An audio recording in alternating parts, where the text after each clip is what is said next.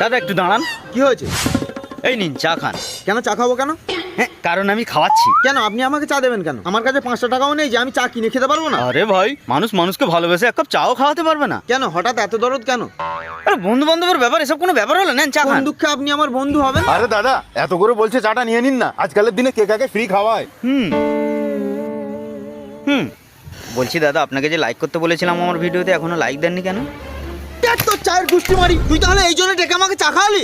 আরে দাদা, কিসের এত হিংসা আমার উপর? আবার তোকে কতবার বলবো যে তোর কন্টেন্ট আমার ভালো লাগে না, ওই জন্য লাইক করিনি। তার মানে আমার কন্টেন্ট আপনি দেখেছেন? ভালো লাগে না বলেই তো দেখিনি। দেখতে হবে তো, তবে তো ভালো লাগবে। উফ, সালা নিজের গলায় নিজেই ফাঁসি দিয়ে মরে যাবো, সালা তোর নামে কেস টুকে দেবো। দাদা দাদা এরকম করেন না, এই এত ভালোবেসে এক কাপ চা খালাম, একটা লাইক হবে তো বলুন? দেখ তোর চায়ের নিকুচি মারি। এই দোকানদার, এই এর চায়েরও দাম কাট, আমার চায়েরও দাম কাট, তবু একে লাইক দেবো না আমি।